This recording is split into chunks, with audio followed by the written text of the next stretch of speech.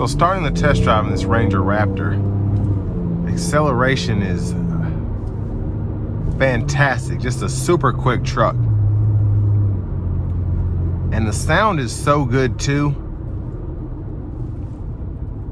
Now what I've noticed is the dampers actually do make a difference right off the bat. I had the damper set to sport at first because that's how I was gonna do the drive, but it was very rocky. And the normal mode is a tad better. It's still not a smooth driving truck as you would expect when I drive the F-150 Raptors, especially when I drive the Bronco Raptors. You get that rough, rugged ride quality that you expect with something that has a suspension like this, tires like this, and just an overall setup like this. So as a daily driver, especially around turns, might make you a little sick, but me personally, it wouldn't bother me that much. But it is something that a lot of people that are concerned about ride quality and things of that nature.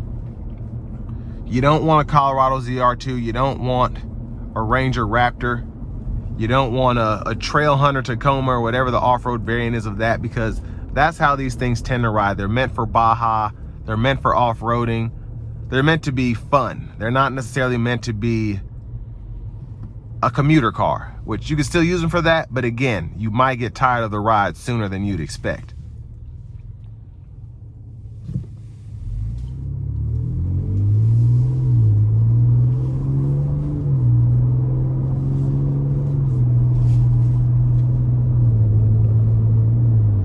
Now with how quick this thing is, I guess I've been in sport.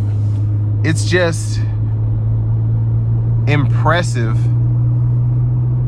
how you're still able to get 16 miles per gallon city, 18 highway, because you're getting pretty much that with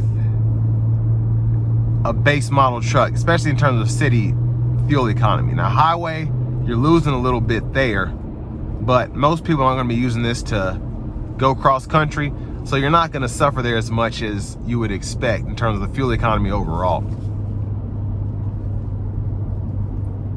But again, even in the normal suspension settings, the sport suspension with the dampers on or off, you're going to have those issues in terms of the ride quality, but not really a big issue again for me.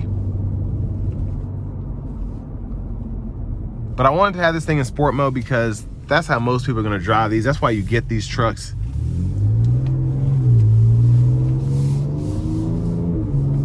And I just love the sound of the exhaust. I love the sound of the engine. It's just so much fun to drive this.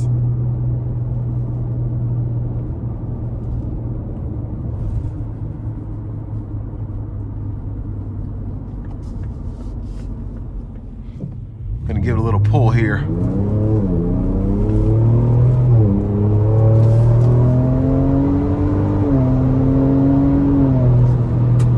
Wow. I mean, this thing is quick. Very quick. That was impressive. Let's try the paddle shifters out.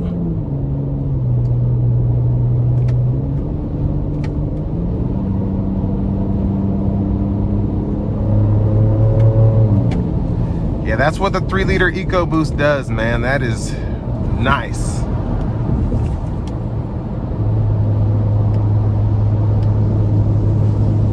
Now I want to give one more thanks to Ford of Franklin for allowing me to review this truck today. I'll leave a link below in the description. But if you're looking to find the best price on one of these closer to home, click on that second link down below. It takes just a minute to fill out your information, and I'll make sure the local dealers are fighting to get you the best price on this or whatever new truck you might be interested in. But road noise a little prevalent, obviously, with these off-road tires. Wind noise, not the best, but not awful. But I mean, this is just such a fun truck. It's fast, it handles, it's just amazing.